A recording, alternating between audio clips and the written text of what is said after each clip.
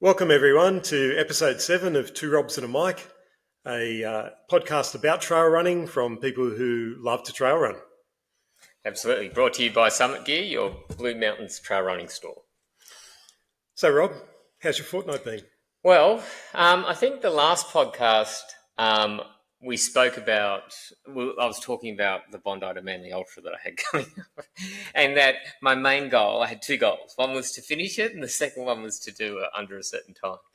And unfortunately, I did not hit either of those goals. So I got to 60 kilometres, things weren't going great, and knowing that I had COSI coming up in at the time for 4.5 weeks' time, I decided to stop at 60. So I was very disappointed in a lot of ways, but it maybe there were reasons, but it was just I did just. So going into that, you had told us about you were getting some twinges in your leg, some pain in your knee. Yeah, so you were sort of nursing that leading up to. I'd hurt my knee doing a long run, just a training long run, and I still don't know exactly what I've done because I haven't actually got it properly checked out. But I think maybe I hyperextended it or something. Anyway, it feels like it's kind of bruised or sprained is a good way to describe the feeling. And it's fine when I'm sort of just running along, but every now and then if I leap too far or stick my leg out too far or go up too high a stair, it kind of hits me. And so it's made me quite wary. And what was obvious is I definitely was overcompensating and running a lot more on my right leg than my left leg. So my right leg started to get tight. I remember saying to Helen, my support crew at the 20K mark, I was like, then I was feeling just fine.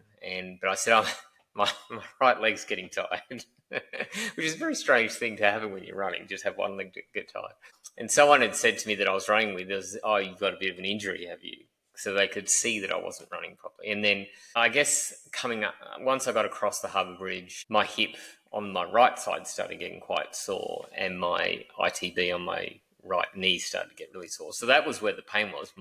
The actual sore knee was okay. I kept going and then I just ran out of energy. Like it just adds to that a whole level, that extra pain adds to that whole level of fatigue, I think. And so I wasn't moving well after about 50 kilometres, and it was actually quite a hard slog that last 10 kilometres. It was definitely a bit of a death march that was going on. So I was even struggling just to kind of run on the flat surfaces, which is frustrating to say the least. In that first 20 Ks, was there a lot of stairs? There's a bit of up and down, and it's like that the whole course. And there certainly was some stairs, but not a huge amount. I'm just trying to understand how when you're favouring your right leg favouring your left leg by using your right leg more. And often when if I've got a blister or something or a sore foot, then I'll step up or step down always with the other foot to try and protect it. Definitely happening. And therefore then that's absolutely using the muscles in that leg a lot more, especially going up. And also when you're going upstairs, I can't just run up them normally. I kind of push off harder on this one so I don't have to rely on this one to get me up the stair, if you know what I mean. Yep. So it's that sort of compensation that's going on. Apparently I'm still doing it. I don't notice that I'm doing it as much. Even when I'm doing an easy run now, I'm really concentrating on trying to even up my stride again. But other people can see it. But yeah, I think my son told me I was running like an old man today. So that wasn't encouraging. But somehow, I feel like my fitness is kind of there. I think I'm going to have to just really, for COSI, because I got to the 60K and I was like, I don't know how I'm possibly going to do 100Ks at the moment. I think I'm just going to have to approach it like I'm not that, just very differently. I think I've just got to repackage the whole thing up and not try and compete. Not really try and compete and just spend the whole time thinking about, is this the speed that I can go? Like, is this the speed I'm going to be running at in 80K's time? You know what I mean? And try and try and be much more preemptive as opposed to just going out at what I feel was my usual sort of ultra distance speed and just try and ride it out and hope you hang on. So I think I'm gonna really try and change that approach and see if I can get through. We'll see. But so that was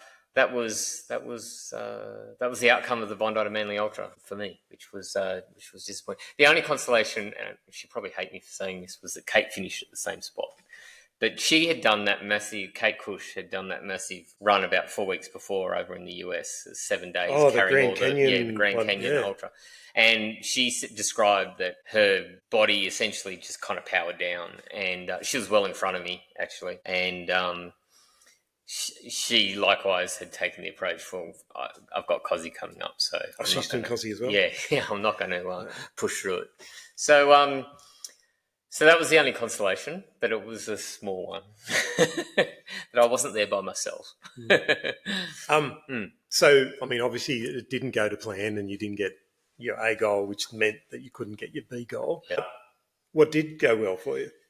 Well, I felt like up until the 40K mark, I felt pretty good, and I felt like I was running well within myself. The times were actually quite good, so it was a bit surprising. Like I was going faster than I thought I would be. The weather was fantastic, so I can't complain that. Like, particularly in the morning, it started to get a bit warm after that 50 kilometres. The sun was out and it was starting to warm up, and it was a lot of people were slowing down with that heat. The real hard thing about that Bondi to Manly is you're racing or you're running along, and there's the same people are doing the relay as well. Oh yeah. So you constantly have people going past you the whole way, and it's that kind of it's a different mental thought process that you have to have. Just having that constant stream of people moving really smoothly past you when you're struggling. So that was a different aspect that I wasn't really used to. Apart from that, I think that's probably about all that went well. I would say. So were you wearing the same outfit down at Cozzy than what you wore for Bondi? This is where the superstition part comes on me, because probably I think I will. Because I don't like... Sometimes when I've had a really good run and it's gone well, I try and replicate exactly that. But I know that's not really... Like, in reality, that's not really what matters. Like tying your left shoe laces before you do your ride. Like, it should have no bearing, but there's an awful lot of people that have that superstition. Yeah, and I do... I have done that in the past. You know, I have the races where I've done well, I've then... sort of identified, okay, that all worked well, so I want to repeat that and wear the same outfit and all that sort of stuff. But I think I can get my head past that sort of issue. And sometimes things just don't go as planned. And I think I've just got to approach Cozzy with the knowledge that I'm not maybe running as efficiently as I possibly could be, and that's going to take an extra toll on me. It's not, my knee doesn't hurt when I run, like none of that. I've really just got to get confidence with it. And, Mark Green talked about his single leg squats. So I can do a single leg squat just fine on the right knee. I go to do it on the left knee, and that's when I do feel it, and it hurts and I just don't have confidence really to do it on that knee. So, I think that's what's going on, and it's just the overcompensation for it. And so hopefully, I mean, there's still a few weeks to go. So the knee's getting better every day. So hopefully it just reverts back to normal shortly. Mm-hmm. How'd your week go or fortnight go? Yeah, still ramping up. So last week I got just under 63 Ks. So not being ridiculous, but maybe ridiculous will come in the next couple of weeks. But so you're ready to have are you going to back off a bit before going harder again, or are you just going to keep going? I haven't done enough training to really need to because you were at 45, I think, last time we spoke, so you've got another 20 Ks on top of that. So that's solid improvement. Yeah. So I would hope to get up to something closer to 90 or 100 in the next 3 weeks. Because you've got the Grampians as a pacer. Yeah, so that week I'll do 55 Ks, and not sure how much time on feet that will be. I reckon it will be long. And if I run midweek, then obviously, I should be sort of getting up around 70 to 80 Ks for that week. And then I'll be tapering after that. Yeah. Yeah, because there's only one more week for Blue Goat. But for Blue Goat, yeah. But I'm kidding myself if I think I'm going to be competitive for Blue Goat. Yeah. There's only so much That's fair. muscle memory and yeah grit can get you through. I think. That's right. In the end, you got to have the body to back it up. Yeah. And so so Blue Goat's going to be your first event back, really, for you. Yeah. And well, and you're doing the last man standing. Yep. That's the one. Okay. Yeah. All right, we'll have a discussion around that. The loser. All right, and we've had a couple of good weeks with the run club. Yep. So, well, the week before I wasn't there, so you did Devil's Hole. Yeah, we did the Nellie's Glen. So we parked at the top of Devil's Hole and then ran a little bit of the streets around Cliff Drive, dropped into the Cliff Walk, single track to get across to the top of Nellie's Glen, and then and that a lot of that section is used in the UTA 100 when you're coming back up from Nellie's Glen and getting back across to the Aquatic Centre. So we jumped onto that.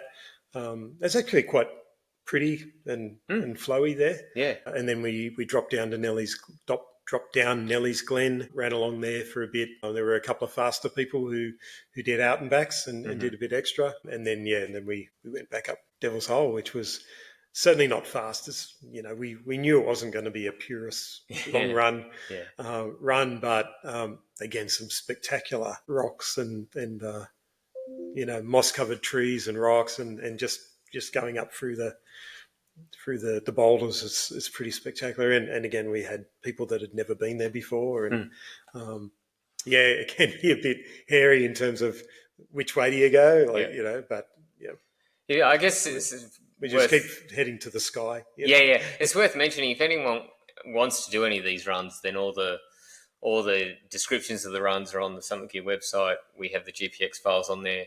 We have the current ones, but then there's another tab that takes you to the page with all the previous runs. So if you do want to do any of these runs, then it's a great resource for all the different runs that we've done. Yeah, or follow us on Strava and you'll find it again. That's true. That's the other way. And then we also, last week we did the Bowtels Bridge. Yeah. So that was really cool. Hadn't been on 6 foot for quite a while. And, no, I haven't either. And just running down. So you actually went after the big one and ran from Explorers Tree all the way down. We offered that option up for people to join us at 6 o'clock at Explorers Tree, and I think there was 6 of us that started there. I don't know how many in the end came all the way back. I think there was 2 that were planning on running, 2 others that were planning on running all the way back, and some other people grabbed a lift on the return journey from the Megalong Cemetery. But that was it's a beautiful run. I really enjoyed it. And that single track down to Cox's campground across the bridge and stuff is just gorgeous. And but it is a long, you don't realise what a run it is on the return. And it's just from the start of the campground all the way to Explorers Tree just is this constant uphill for 15, 16 Ks or however long that is. And it's just it really does. I actually felt like I was running reasonably well. But I was totally, I was really tired by the time I got to the top of Nellie's Glen. So, I bet. Yeah, I sort of thought it would be a good training run, get another 30 Ks into my legs. Because I think I'm starting, this week I'm going to I'm starting to taper, so I'll start backing off my program a bit this week, leading into Cozzy. Yeah. Yeah, so it was good. We got to go across the swing bridge. Yeah. The new Bowtels swing bridge, and 5 at a time. You can have more than one person. Yeah, they've even updated the sign, and now it says only 5 at a time. Yeah. It used to say only 1 at a time. And then we got across, and Darren Wise and Peak Adventures were there with a big crew that'd come from the Jenolan Caves Caverns. And so thankfully, they waited for us to come across. But they did. It was like we had a big reception team. That's right. Got across the bridge. And then when we got around to the actual campground and the river crossing there, everyone decided we'd cross there rather than go back to the bridge. So there was no shade on the bridge. The engineering on the bridge is really, really nice. Yes. But we just decided let's get wet. Go across the river. Yeah. And it was lovely. So it was starting to get warm too on the way back. So bit of because coming up, I guess Cozzy could be anything, right? It could be cold, it could be hot, and same with Blue Goat this time of year. Like, yeah, I was a bit worried. We had a couple that turned up, Lizzie and Vlad. Yeah. Yes. who recently moved to the Blue Mountains. And they set out with no fluid, no backpacks, nothing, you know, and just running along. A Cliff Bar, I think. Yeah. And I was a bit worried, thinking this is a long, as you said, it's a long hike back up to the road, and ended up sharing some hydration with them. But they made it quite well. Yeah. But realised that next time, shorts and t-shirts and bring some hydration. Yeah, definitely. So we obviously weren't doing a run on Sunday the 10th. No. Because, we made a commitment when we started the run club that we would support all Blue Mountains races. And on Saturday night, the 9th, we've got the Running Wild New South Wales Narrow Neck Night Run. Yep. So we'll be at that. And one of my favourite races. Yeah. So we obviously we'll be at that. So there won't be anyone doing any running on the Sunday morning. But then this week coming up, we've got the Blue Gum Swamp down at Winmalee. So we're moving further afield than Upper Mountains. We're going to run down there. So we'll meet at the end of Whitecross Road at Winmalee, or even at the Coles car park. There's a lot of parking there. Yep. And then we've just got about a kilometre of road down to the trailhead. We'll run down into Blue Gum Swamp. We'll take a detour to the Hidden Grotto. It's quite cool to go and check that out. Then we'll continue back around on Blue Gum Fire Trail. We'll head up Bees Nest. There's a big 1.3 kilometre climb called Bees Nest. We'll go out to Gross Head South Lookout and have a bit of a wander around there. Then we'll come back down, and then we'll finish by going up to Shaw's Ridge and come back. So, it's a really nice loop. So total kilometres is? About 18. 18 kilometres? Yeah. Oh, that's a good run. So a bit of a mixture. So you can do a bit extra, or you can cut it short and still do the base loop. Yeah. Yeah, great. And I guess at this particular point, it's funny, isn't it? Like since we've started the podcast, it's just been event after event after event. And so if you think about it, we've got the Narrow Neck Night Run, got Grampians, we've got Blue Goat. Yep. On the same weekend we've got Cozzy. Yeah. So there's certainly plenty of events for people that want to get into it.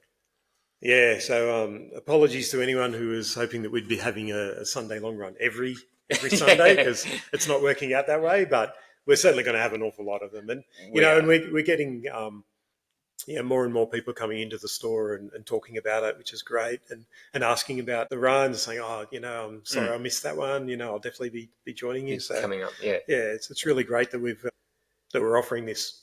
I think it's something that people can get behind, because all of us trail runners have some event coming up, and time and time again you end up just running the same tracks for your training, and often you've got to do it at times that work for you but don't work for other people, and we're all too busy to organise everyone else. So if people want to have a run and run with other people and just come meet more people that have a like-minded sort of approach to life, then it's a great way to do it.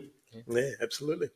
So speaking of events, we wanted to, this episode, talk a bit more about the Blue Goat and the Last Man Standing.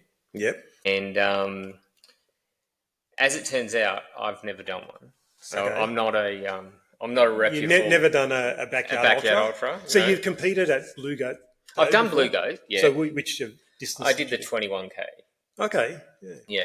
The half marathon. So it was for anyone who hasn't entered yet, so Tony and Alan have done a fantastic job in offering a whole host of distances. So there's a 5K, a 10K, a half marathon, a 30K, a full marathon, a 50K, a 1K kids race, and a last one standing. So a backyard ultra.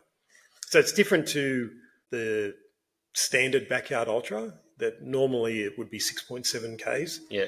On Tony's property, that's just too difficult or would have too much elevation to really go long. And so it's 5.25 kilometres per lap. per lap. Yeah. But there's they're not simple flat. Like a lot of the backyard ultras are flatter, aren't they? Yeah. So this one's not that. No. No. No. It's So how many times? I'd have to say it's way more interesting. It really is. interesting. I'd much rather. It looks far more interesting. So how many Blue Goats last man standings have you done, or backyard ultras have you done? 5. 5. Yeah, it's been going for 5 years. So, okay, so this will be number 6. So you're more than well qualified to talk about it. Yeah, and I thought it'd be interesting or hopefully informative to talk about it. So because this is the next backyard ultra that's on the calendar, but I think there's we can talk about the, I suppose, idiosyncrasies or differences between a normal ultra and a backyard ultra. And for anyone who's never done one and they've signed up and they're coming along, hopefully this will be helpful. So I think just it's worth saying that like this type of racing has developed a lot and certainly got a lot of attention in recent years. And what was a really strong performance maybe 3 or 4 years ago has just been blown away these days by the distances people are managing to go now, where it's days and days and days that they manage to go. And what do you just in general? What do you think has led to that improvement or that greater length of time that these athletes have been? Is it just more people getting into it? It's becoming more of a serious type of an event and less of a novelty?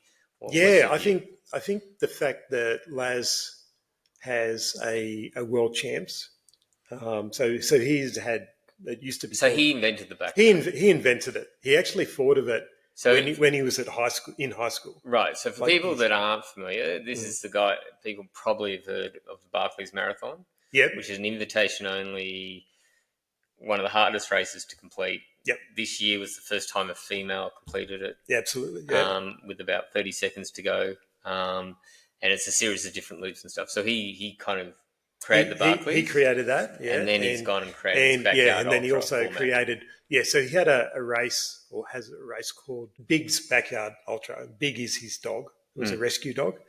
So he named the race after his dog. And so that had been going since 2012.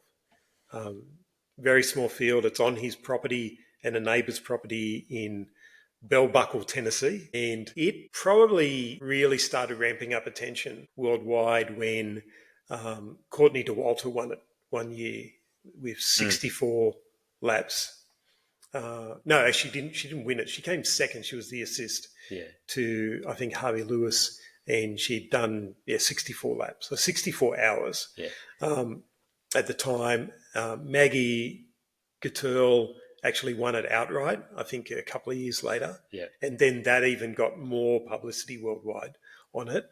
And it just kept snowballing. And just for anyone that is not familiar with the format, it's like typically 6.67 or 6.71 kilometres or 4.1 miles.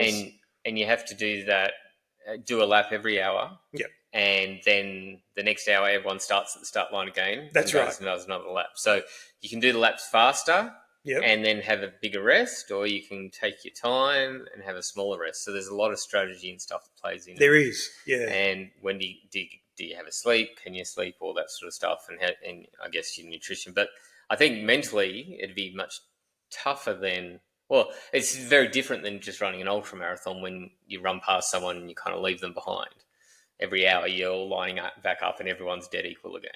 Yeah. So you could be a mid-packer or even more towards the back of the packer in a normal race like UTA, and you could be up against an Olympian. Yeah. And in 45, 50 minutes, you're going to be right beside me again. Yeah. And then in another hour, you're going to be beside me again. And then it just keeps on going. So it doesn't matter how fast you are. Yeah, I said you could be an Olympian. Yeah. You could be, you could be Kipchoge and do a 2-hour marathon, and it doesn't help you. No. It just makes you getting around that lap maybe more comfortable, but you can't get away. Yeah. You're not getting anywhere. You just gotta line up again. Line up, stand around, sit around, line up again when the whistle blows, and then start again. Yeah. And so people start, they have different milestones that people are trying to achieve. People start dropping out, I guess, and then in the end, there's one person that and that's a good tip that has been shared for a few years now. You shouldn't go into it with a milestone in mind, and even people that have done a 24-hour race. And is that because you your mind is just focused on that milestone, you hit it, and then you're just kind of like, I'm done. Yeah, absolutely. And you see it. I mean, you see it in 24-hour races. If you look at the results for like 24-hour track races, and there are all these people that are in the field, and then they get to 100 kilometres, and then it's like a big group of them just stop. Yeah. And then they get to 100 miles, and then they stop. And you go, why are you stopping? We've still got another 7 hours to go. Yeah. And they're like, oh, no, I've reached 100K. I'm proud of myself. Yeah. And it's the same with the backyard ultra. You shouldn't go in with the mindset of, I want to get to 42. Let's say, it might be a distance, or it might be a number of laps. So someone who's never done one before and goes, well, I've never run a marathon before. I'll be wrapped if I can do 8 laps.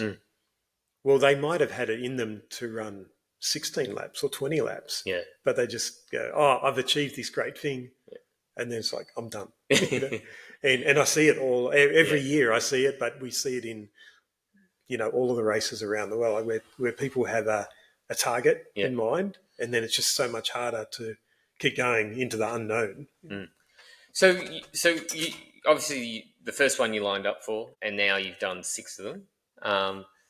What would you say is your most important learning from your first one to What do you think is the most important bit of insight, or what you've changed the most, or your approach to it? What's changed with? I've definitely been studying, like Phil and Gemma Gore, like they're just some meticulous planners. Like Phil has the Australian record that I think 102 hours. Was incredibly impressive, and he's so clinical with everything he does. So besides being an absolute, battle-hardened weapon, as a runner, he's everything is planned. It's precise. It's documented. He's got, the spreadsheets and all that. Yeah. Even has in his crew, he has I think a hypnotherapist, that helps him just relax and, rest, But I think, that there's like, certainly I'm doing things now when I turn up that more organised than I was previously.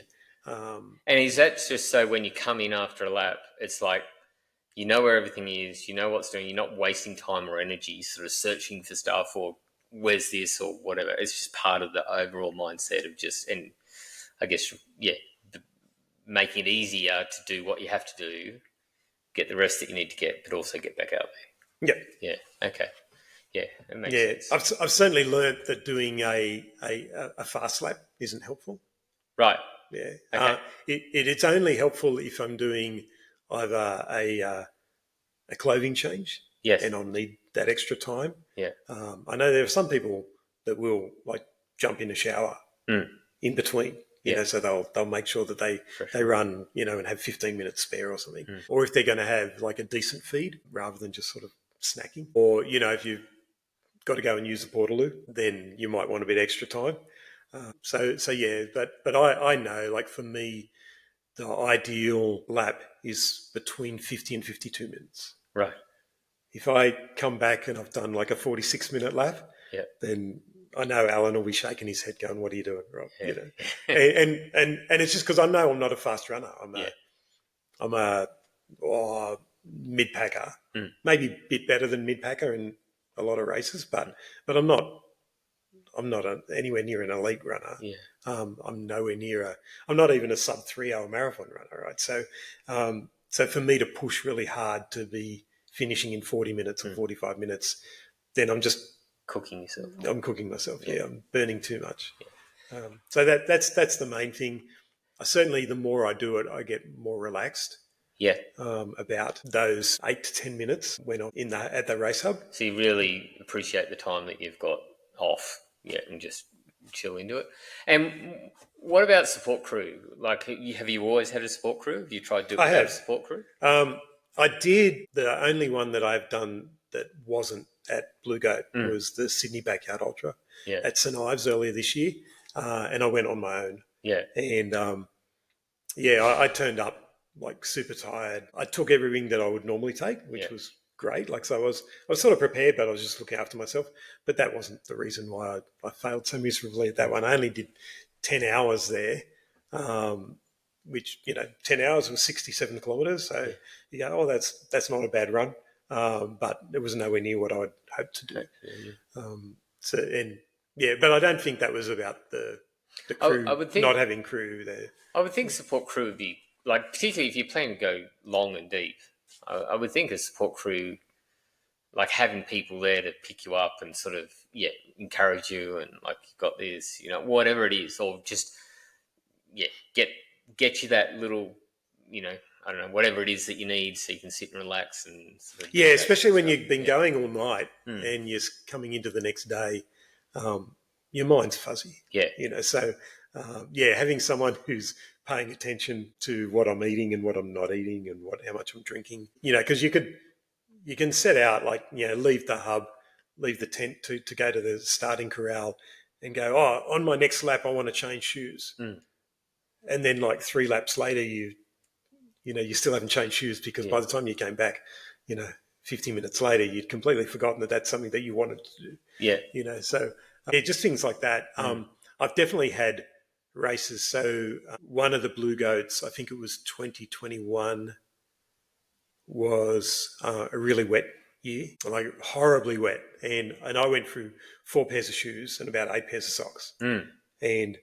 And as the time was, as I was getting slower and slower and therefore getting closer to that cut-off times, I wouldn't have been able to bend over without cramping and undo my laces and then take my shoes and socks off. So I had friends that were crewing for me that did that for me and, like providing, fantastic service to me. Is the fatigue you get the same as doing like a ultra distance race, like a 100K, or is it like, does it just build like, like when I go do 100K, like I feel pretty good 20Ks, start feeling it at 40Ks, like by the time I'm 60Ks, it's like, oh, this is getting hard.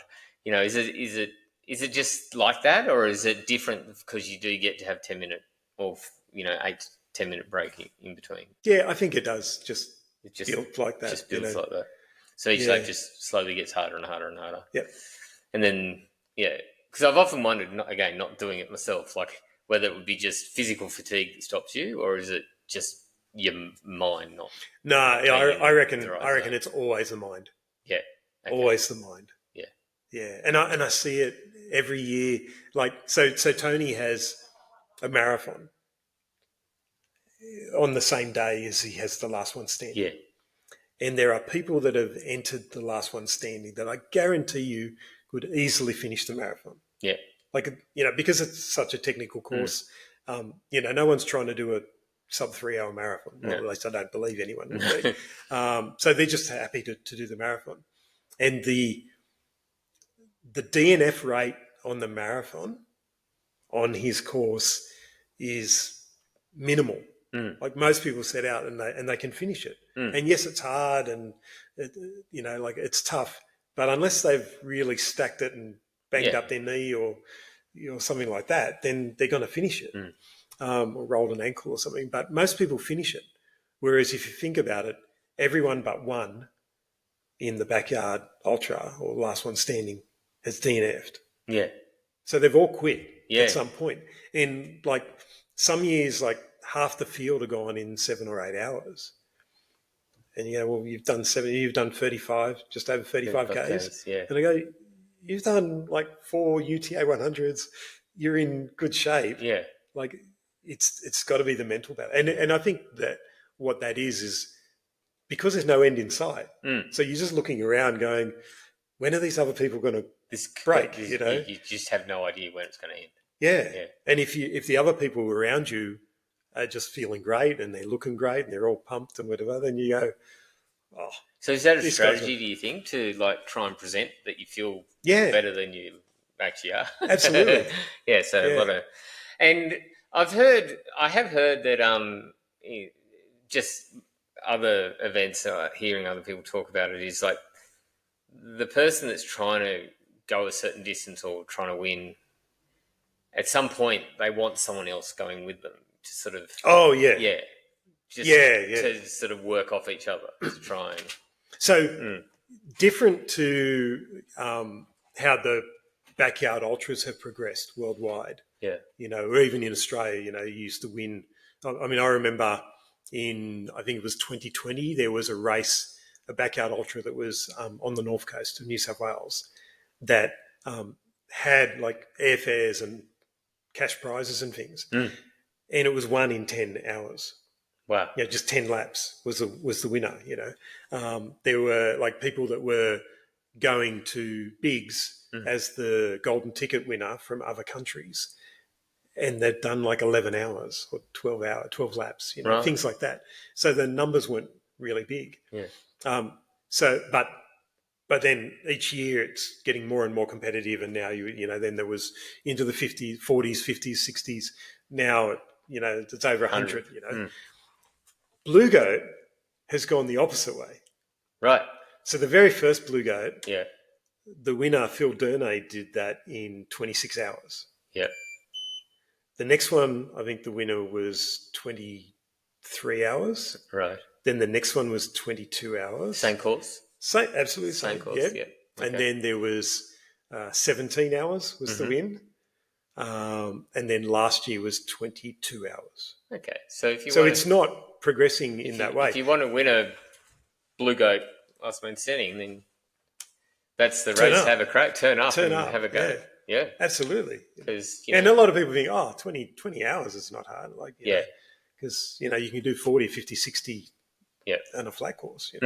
But the thing there is that you've got to have someone to go with you. Yeah. And because if everyone else quits, you can have... So you got to do one last lap, don't you? Yes. Yeah. Unless they don't finish the lap that you both started on. Right. If you're the only finisher of that lap, that's it. That's it. Okay. If they both finish... then you've got to do, and one of them then quits and says, "No, I'm out." You've got to do one extra lap. Yeah, right.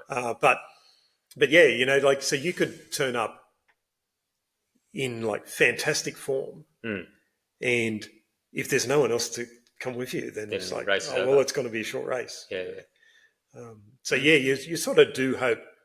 You do hope that, like, while I suppose everyone wants to win. Yeah, you don't. So you want people to be good enough to keep going with you, but not better than you. Yeah, and not have a better day, but you want people to keep on going. Yeah. Otherwise, the race is over, and you got to win against your name, but it wasn't a big number. Bigger challenge as you thought it was going to be. And also because it's that testing of how long could you go, how many hours could you go. You'll never know if you don't have people that can keep going all night and into the second night and third night, etc. So what's your other big insights or tips to a successful backyard ultra? So I think so I've got a number of things that I do in my setup. So Tony provides for last one standing competitors this big marquee. So he'll have, like, if it gets really cold, he's got mushroom heaters.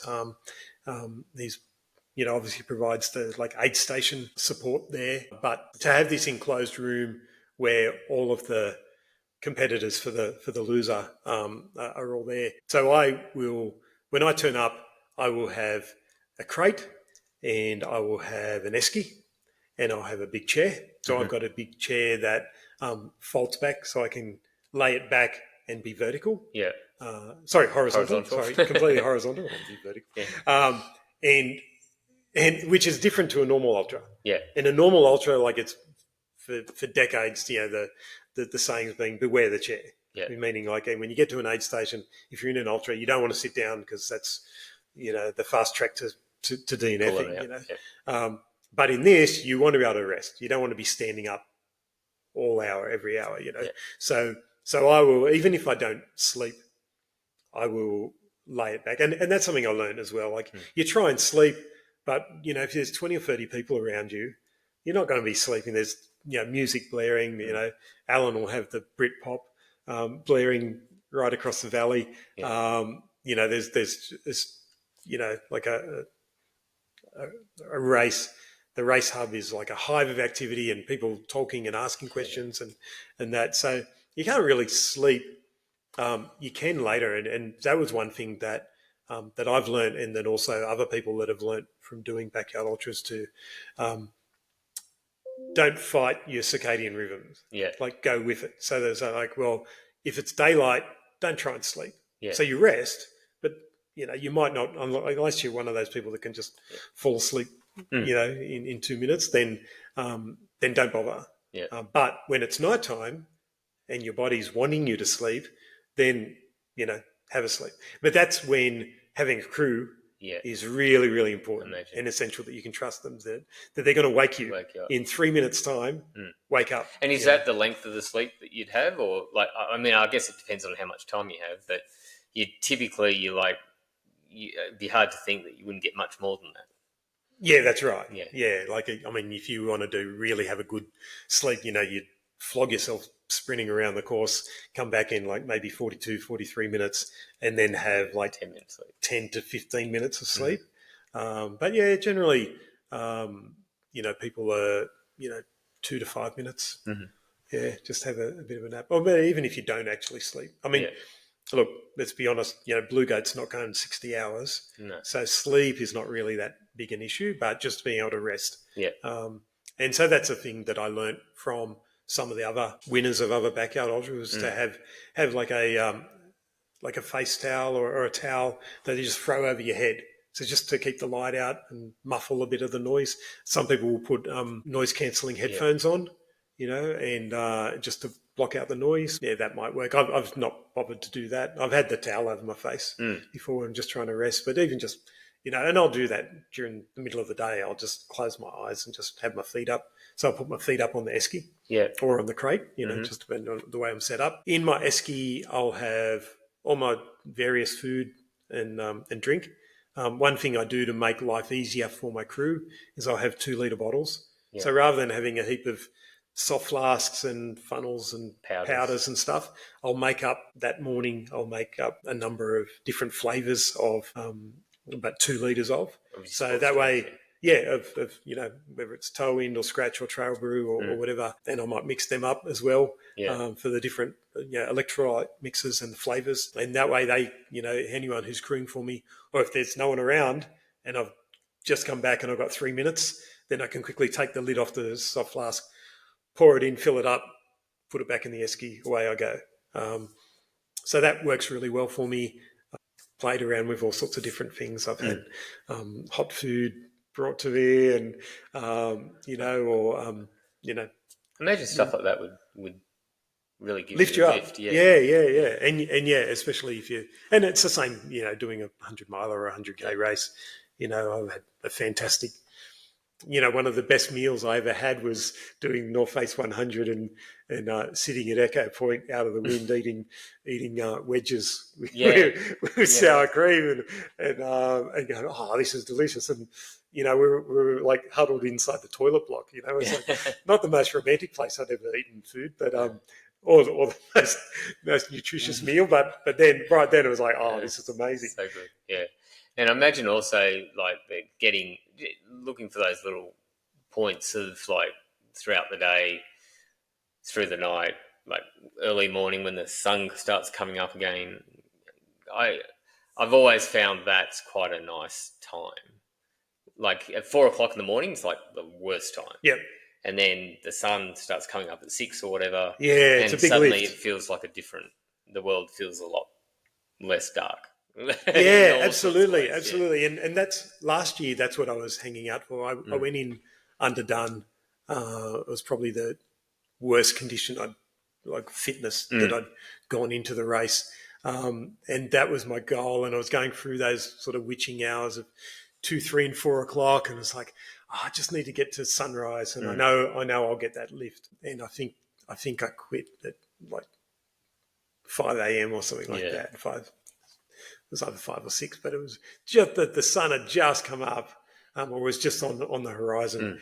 And it's like, no, I'm done. I couldn't get that lift. And then, sure enough, and that's why I say it's mental, because I reckon, within probably 20 to 30 minutes, I felt like, I could do a few more laps, but it's over. Yeah, too late. Yeah. Yeah, right.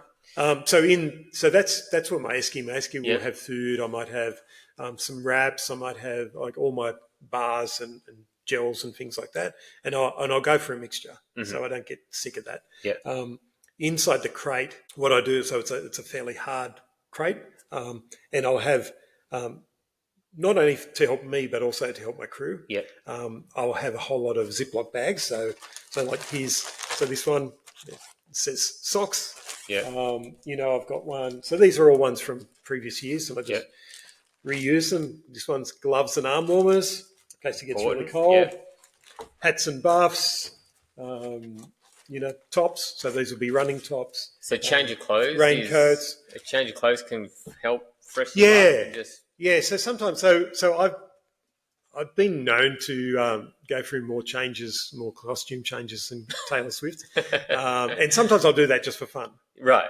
So if I'm doing a 24-hour race and I know it's just going to finish, and I just want to mentally, do something that's just a bit different, I'll have. I did one of the roll the dice ultras, and I think I used 10 different tops. In that, and it was just like every 2 hours. Change my top, and then so people were like, "Oh, what's he bringing out next one?" And so that can just be a bit of fun and a bit of humour. I would definitely take lots of clothes, more, and you might end up taking everything back and putting it straight in the drawer and never used, and you might have just stayed with the one shirt, the one pair of socks, the one pair of shoes. If you can do that, then you've had a good day, I reckon. As I said, like the really muddy year. Wet year, I went through 4 pairs of shoes and 8 pairs of socks. But then I've also done, last year I just wore the 1 pair of socks, and I think, and the 1 pair of shoes. I definitely don't plan to change my shoes. I'm really confident in the shoes that I've got now, so I'll be wearing the Jackal Boas. Okay. I just think for that technical course, the grip, keeping the grit and sand out of the shoes. It's just spot on. It won't really matter what the weather conditions. I think that's still going to be the perfect shoe. But I am going to take two more pairs of shoes. Yeah. I think that's a good idea. When I did my 100-mile race, I found just at one point that I changed my shoes. And it didn't last for long. I kind of seemed to vaguely, because the things get a bit fuzzy, but that lasted about half hour, but it just put different pressure points, and just changed stuff on my feet and stuff. And so suddenly, for a little while, the pain, that sort of like that kind of discomfort and stuff that you get in your feet and stuff like that when doing these long events, would disappear for a little while before coming back. And it was just changing a pair of shoes can do that. And it's amazing when you just take a little bit of pain away, how much less fatigued you feel. It's quite like overall all that pain adds up to a level of fatigue of your whole body. And if you can remove some of it for a period of time, it's amazing what it can do for you. Yeah, well, I used to do that. My shoe strategy for UTA 100 was do the first 60 odd Ks in a more technical pair of shoes to get me across iron pot and tin pot and all of that, and then I'd get to the aquatic centre and I'd change shoes, and it'd just be like I'm running on pillows, like they're just more cushioned. Didn't need to be as technical, so I can go for a thicker stack height, and just for those last sort of 30 odd Ks. Yep. No, sorry. Yep. Yeah. So you've got a lot of organisation here with your different Ziploc bags, just to help your crew, give you just options if you feel like you need to change and freshen up. Yep. So right behind, for those people who are watching rather than just listening. So I brought in. So actually, one of my daughters bought me this to use at my last one standing, or backyard ultra, and you'll see more and more of these popping up at backyards around the world. So people that are really dialed in. For those that are listening, it's a wall hanging unit that is broken up into, well, there's 20, looks like 20 little pouches. 24 pouches in this one. So if you imagine, people have these they hang on the back door of like their kid's bedroom, and they might have all their hats in it or shoes. Yeah. So you can get different sizes. So this one's not huge, so I wouldn't fit a couple of pairs of shoes in it. So this one, has obviously got a lot more, but you'll see people that will have a lot less. Like they'll have bigger pockets. Yep. So the way I've just sort of put some things in there. So one way, depending on the size of the pockets, you might, and I'm in two minds about this. So I know some people that just swear by it and they go with this, and it would obviously make life a whole lot easier for their crew. So the way I've set this one up, so you can see I've put gels and bars and Cliff Blocks in there. So it'll be like as you turn up between laps, when you come back into the hub, then it's like, okay, give me your wrappers, give me your empty soft flask, and here's your new one. And then that's a way they can manage and keep an eye on that you're taking in the calories you need, and that you're taking in the fluids that you need. Because it's so easy to go, I'm only running 5Ks, I can do that without drink. But if you're going for 45, 50 minutes and you're 8 or 9 hours into a run, so you've done like a marathon by then, you don't really want to go for another hour without any fluid. So it's you always want to leave with that. So you could, like some people will number them, and they will have like their singlets in there. Like in this, I've put some socks in. So I've gone, okay, maybe from lap 7, I'd do a sock change, and then lap 12, like for lap 13, and then lap 19, and then lap 25, So one of the reasons I don't like this is it is a finite number. Right. So when we were talking earlier about, well, this is how much I can do, so that might mess with people's heads to come in and go, oh, I've got all this stuff. Like in my mind, when I was setting this up on Thursday night, I was expecting to go 24 hours, and you really hadn't thought much past that. And I'm hurting now, and I'm at 11. Yeah. And this might play with my mind to have all of these, sort of shouting at me, hey, you need to use me, you need to use me. So, but the other thing is, if you're having a really good day, then, obviously then your crew, when you're getting into the 20s, you go, I'm not stopping now. So then reload. Absolutely. And then you go, 25, 26, 27, 28, 29. And, if you're going to number it that way, and then have that chat about, okay. And hopefully if you were going to go really long, like these guys are doing 60, 80, 100 hours, they would have a plan that says, this is when I want to change things, And it may be, and what I do like about it is just, in terms of the nutrition and hydration, that's really valuable. I think just to maintain the number of calories. So because if you're coming in and you've not consumed, and then you keep, because it's too easy to go, oh no, I'm not feeling that well, and I don't want anything this lap. But if you have 3 or 4 of those, then you might have had hardly any calories other than whatever you're drinking. And you might not even be drinking that much through the night if it's cold. So this would be a reminder for your crew, especially if they understand what you need, even if you don't want it, and you're turning it back, then they're like, no. So it might be that I get in and I don't want strawberry. I've had enough strawberry. I don't want strawberry. Then having a good crew that will say, all right, we'll have this chocolate bar, have this trail mix, have something else, because you need to keep having calories. Have this slice of pizza, we've had Papadino's, pizza there in the past. You go, all right, get into some pizza, get some meat.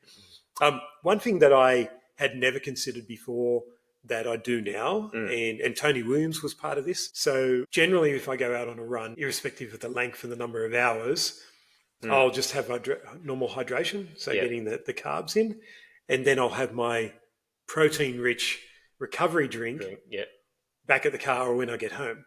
I've never ever thought to have a protein-rich recovery drink mid-race, so like during a 100K or during your break part of the event, you mean, or as you but even running around the course, right? Especially if it's water-based, not milk-based. I know, I like to have, if I've got a chocolate flavoured recovery powder, then, and I'm trying to really get more protein in, then I'll actually mix it with milk, and have that. I wouldn't advocate running around, doing a 1 hour run with milk. That's not good. But you can have it with water, obviously. So that was something that Tony started doing. right? Where he would have, I think it was like on the 8th, like 7th or 8th lap, he'd have a big barrel full of recovery drink. That's protein rich. And just thinking, well, yeah, actually because you do need that because you are, you're working your muscles, you're depleting them. Yeah. And it actually worked out well. I was like, I'd never thought to do that, but yeah. And so I started doing that. I started doing that with the mile races. I'd have that at aid stations, and certainly for a backyard ultra, I'll do that. So I'll have that in every 7 for 8 hour or whatever. Yeah. But you can have things like hats. Yeah. Even changing the hat, as a t-shirt, whatever. So depending on the size of that of your hanger, it's just becoming more and more popular to have this. Makes it really easy. So even if you had no crew, but then you end up, because this is one beautiful thing. So there's so much to love about a backyard ultra, and especially if you are getting someone to crew you. Because if you go to a 100K race, even like UTA, and you've got crew, then they're dropping you off at the start. So they're getting up at Sparrows, in the dark, getting you up to Katoomba for the start or wherever your race is starting. And then you head off, and then they might go off and have breakfast or something. And then they're going to meet you around lunchtime or at 10 o'clock or whatever for the first aid station. And then you're in and out in hopefully 2 minutes or less. Yeah, that's right. And then they've got to get in their car and then drive to the next one. They've got to wait around for maybe half an hour, maybe an hour or so or more. Because obviously the longer you go in an ultra, the more variable your splits are going to be, whether you're having a really good day or a bad day, and you don't want to miss them. So they don't want to miss you. So there's all that added stress. So, you often hear people say it's heaps easier to run a miler or run an ultra than crew for one. Yes. Because it's way more stressful, right? Yeah. So a backyard ultra, you have one race hub and you pack your car keys away. You never go back to your car unless you want to go and get something or have a sleep with yourself or whatever. But you just set up once and you have to pack up until the race is over. Your race is over. So for a crew, it's really lovely. Like they can sit down, they can take a book, they can take their iPad and binge watch Netflix stressful. Or whatever, and they just go, okay, in 45 minutes time, I will see you again. And then they can have half-hour sleeps if they're crewing you through the night. It's much easier. So this sort of setup with the wall hanger can be really good for that because, even if you turned up with no crew, but you do that, and then as people drop out and then you've got crew or other people that are just spectators and they go, oh, do you need help? And you go, yeah, I would love you to crew for me. If they're just going to be, I'm going to be here for the next 6-10 hours, you go, awesome, you can crew for me. They don't have to think about, I wonder what he'll want next because it's all there in the per hours slots, and that's why having these Ziploc bags with it written on, they don't have to scout through because they don't know what colour your thermal top or what colour your cycling top or your race top or your long sleeve running top is, or where your pants are. They can just flick through and go, yep, this is raincoats, this is hats, this is tops. Thermals, great. This is what he was after. Then they open it up and grab one. Yeah, amazing. So you've got this is going to be your sixth Blue Goat. Sixth Blue Goat. And as we know, you've coming off quite a long injury. So and as we also know, you don't have a goal. So because you said don't want to have a goal. So I won't ask you what your goal is for Blue Goat, apart from being the last one standing. Well, I absolutely have a goal, irrespective of my lack of fitness. Yes. I want to do better than the 10 hours I did at Sydney at St Ives. Yes. So 16 is my worst performance, which was last year. Yeah. So I don't want to keep going worse and worse and worse each year. So, but I know I'm not in the form that's going to get me into the 20s. Like that would be really, really tough. But, and highly impressive for muscle memory that to go that long. Like the lack of sleep won't bother me, but just the fitness and carrying extra weight around, that'll be hard. So, all the best for it when it comes up. But some great insights. So I mean, the things I got out of that was really just a lot of organisation, keeping your mind, having a good support crew if you really want to have a good crack at these is going to that would have to be for me like number one. Just having the right people that can understand you enough to sort of get you back out there and give you that lift. But then having some really good organisation around it and just keep giving yourself options just to keep going. Yeah, tough love is the way to go, I reckon, if you're crewing for someone. Yep. And if you're an entrant in the race, like a competitor, then ask your crew for tough love. Yeah. There is a maxim of don't quit in the chair. Yes. So saying like get up, head out. If you don't get back in time, so be it. Yes. But even then, like I've had like last year and the previous year, last year I remember this quite vividly that I was done mentally and I was probably done after about 13 hours and I was like, if I miss the cutoff, then I haven't quit. So that'll be good. So, and then because to go around, because it is only 5 and a bit Ks. Yeah. So there are sections you walk every time. So you're just not running the whole, or I'm not running the whole. Like I'll have spots that I always walk. But then if I walk in some of those other sections that I would normally run, then I'm pretty guaranteed to miss the cutoff. Right. So then it's like, if I walk, I just don't have the energy to run this section. And then you're almost, guaranteeing you're going to be timed out. So actually, that's a really good point in terms of things that I've learned, particularly with a course like that. One thing that we did actually in the first year, but I've used it ever since, is to have and this would go for any course that you're doing a backyard ultra or a last one standing in, is to have landmarks and note the time that you're getting there. So when you're doing a good lap, like your first 5 hours, and you're running well, and walking, you're getting the strategy right, you're arriving in the time you want to, then to know, okay, if I get to this bridge in 22 minutes, that's good. Yeah. If I, that's the sort of, that's when where I want to get to, this bridge. I want to get to where I have to step over this fallen log in 42 minutes. Then that will get me in 48 minutes or 50 minutes. So then if I turn up at that bridge and it's like 27 minutes, and I go, then it's an oh shit moment. And then it's like, okay, I need to not walk the next section. I need to run because I need to make up time. Yeah. And that can be really handy when you do have toilet stops. Yeah. Whether it's out on the track or using the portaloos, because then you could lose 5 or 6 minutes. Easy. And you think, okay, I've got good time. And then you get to these markers and then you go, oh no, hell, I've dropped a heap of time.